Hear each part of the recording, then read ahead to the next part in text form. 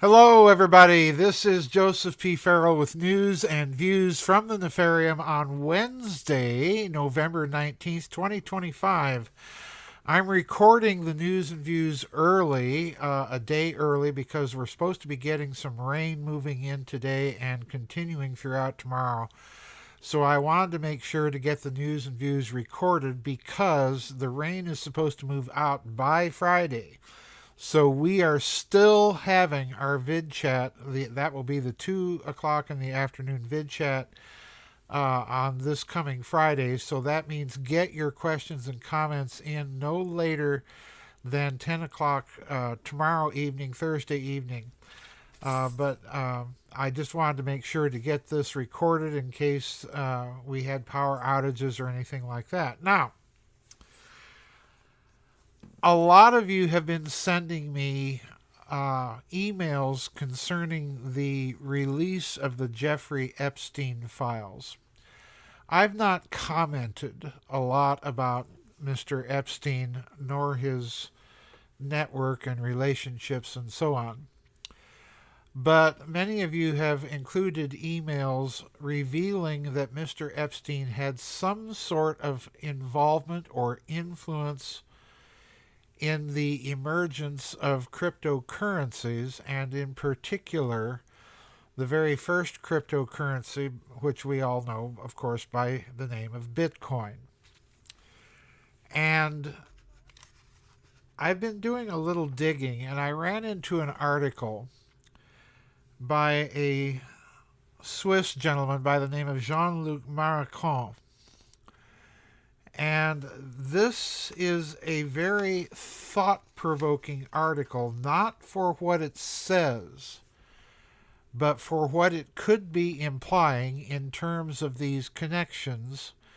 So in today's news and views, I'm going to do my typical Wile E. Coyote nosedive into the high-octane canyon of speculation, because the connections here are hard to ignore and the implications are hard to ignore.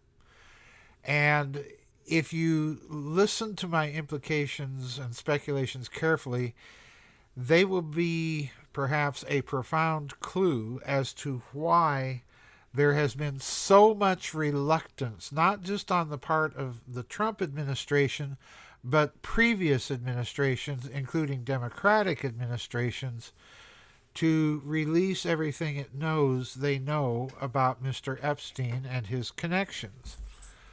And we're going to get back to those in a minute. Now, this is a rather lengthy article, but I am simply going to be reading 5 paragraphs from it. And I'm not going to comment until the very end of reading these paragraphs. I will, as always, link this article for you so that you can read these paragraphs in the context in which they occur in the original article by Monsieur Maricon. All right? So here we go. I'm starting in the beginning, the very first paragraph of the article. I'll be skipping around a little bit. Here we go. Quote, in a twist to the ongoing investigation surrounding Jeffrey Epstein, recently unveiled emails have spotlighted conversations about Bitcoin that took place in his Manhattan townhouse. Participants in these discussions included notable figures such as Tether co-founder Brock Pierce, and of course Tether is another cryptocurrency, and former U.S. Treasury Secretary Larry Summers. This surprising development has emerged from a trove of documents released by the U.S. Oversight Committee, providing new insights into Epstein's connections with influential personalities.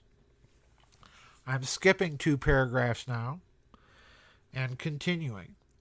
Larry Summers, a prominent economist and former U.S. Treasury Secretary, expressed a cautious interest in Bitcoin during these discussions.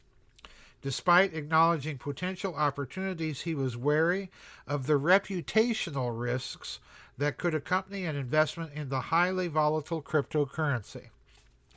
Summers was concerned that Bitcoin's notorious price swings could negatively impact his standing, transitioning from being a respected figure to one perceived less favorably if the investment turned sour. I'm skipping yet another paragraph, and this is the paragraph I really want people to latch on to. Continuing. Interestingly, other influential figures in the tech and financial sectors were also present during these Bitcoin discussions at Epstein's townhouse. Notably, Peter Thiel, co-founder of PayPal, was reportedly involved.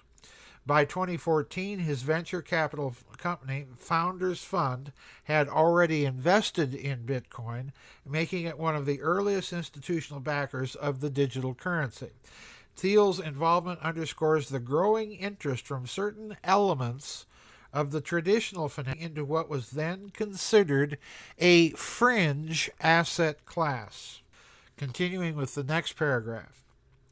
These emails also suggest that Epstein may have had more than a peripheral role in Pierce's business ventures, although Pierce himself maintains that the relationship was limited to discussions about Bitcoin.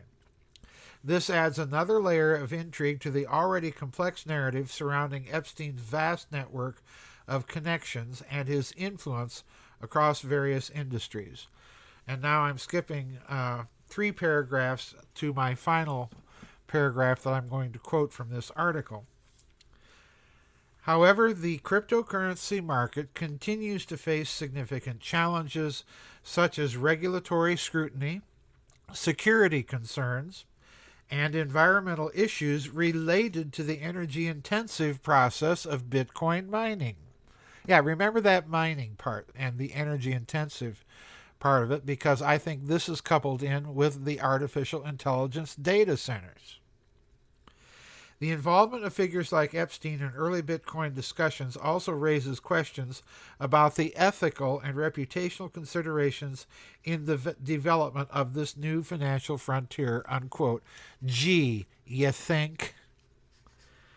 Now here's what I want you to notice. I want you to latch in largely here on 5 things, because you'll notice that these 5 things are all implicated with Mr. Epstein. In other words, the dot connecting here is rather intense, and the connections indicate perhaps a much, much deeper thing going on with Mr. Epstein than most previous theories have intimated or concluded.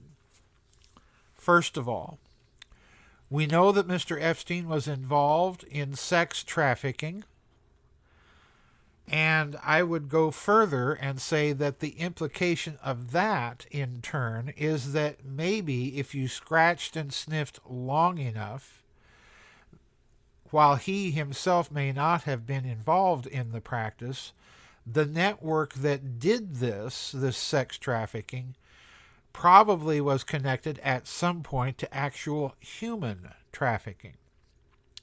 And once we get into human trafficking, we're talking about organ harvesting. We're talking about a whole host of activities going on as people are being shunted around the world. In other words, I'm suggesting that Mr. Epstein's wider network are connected to those scandals like the Franklin scandal, like the Penn University scandal, and so on, where there were actual sexual favors and human trafficking involved in high financial circles and high political circles, such as Mr. Epstein. The second thing to note about Epstein is the long suspected connection between him and very possibly Israeli intelligence in the form of the Mossad. Now, I, for one, personally, am of the opinion that that is highly likely, given his connection to Ghislaine Maxwell and her father's connection to the Mossad and to Israel. So, in other words, Epstein at best,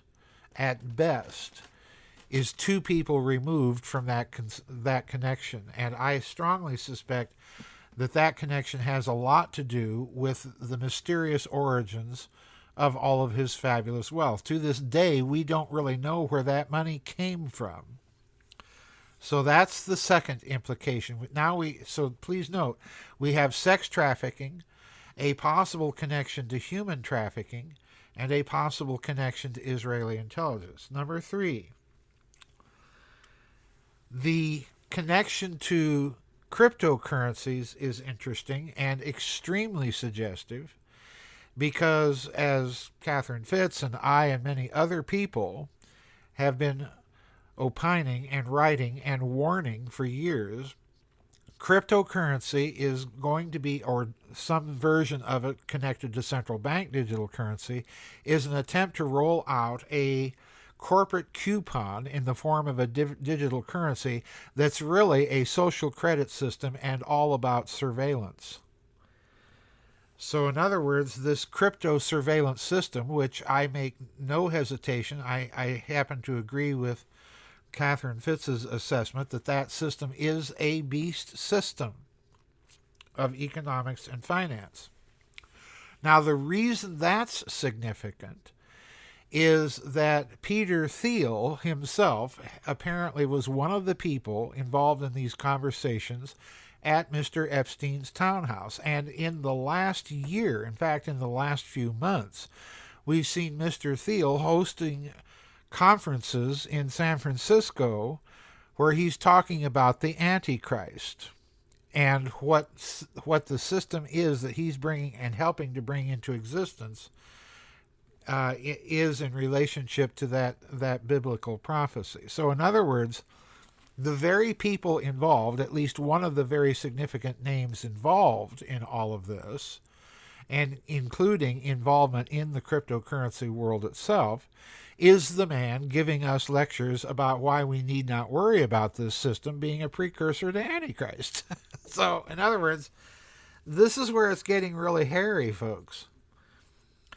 The fourth thing I want you to pay attention to, actually this would be 5 if you count the human trafficking as a separate issue from the sex trafficking, okay? And by human trafficking, I'm going much deeper than simply a kind of international prostitution ring. I'm thinking of actual slavery. I'm thinking of organ harvesting and a whole bunch of other very grisly practices. So we come to the final point. All of this, in turn, is impacting Mr. Trump's sovereign wealth fund, because you'll recall that he wanted to make cryptocurrencies a huge part of the asset structure of the so-called sovereign wealth fund that he wants to establish for the country. So in other words, he wants to establish a sovereign wealth fund in which a significant percentage of the assets are in the form of highly volatile assets in cryptocurrency. Now, folks, I don't know about you, but I think that's a recipe for disaster, particularly in a system where you're talking about the tokenization of assets, of hard assets, and using that tokenization to back the computer blips on your computer screen. So, in other words, this whole thing now got ratcheted up. And if all of these things are indeed, as I strongly suspect they are, deeply connected and perhaps even concurring or cohering or coming to a common nodal point in Mr. Epstein's network, then we are indeed dealing with a very large, very well thought out, very organized type of political, financial, and human trafficking conspiracy. So I am just kind of gobsmacked and taken aback by some of these revelations, but they do rationalize why we've been looking at such reluctance of any of the powers that be they Republican or Democrat or Trump or Obama or Biden or the royal family for that matter, wanting to come clean and just reveal everything about what's been going on. because with the cryptocurrency connection and the Peter Thiel connection, and in turn his concerns about beast systems and so on and so forth, we are in a very, very different territory. So that's my high-octane speculation nosedive of the day. Bye-bye, everybody. We'll see you in the vid chat, hopefully this Friday afternoon, barring any technological problems or power outages, but I am planning to go ahead with that vid chat at 2 o'clock in the afternoon. So bye-bye, everybody. God bless, and we'll see you on the flip side.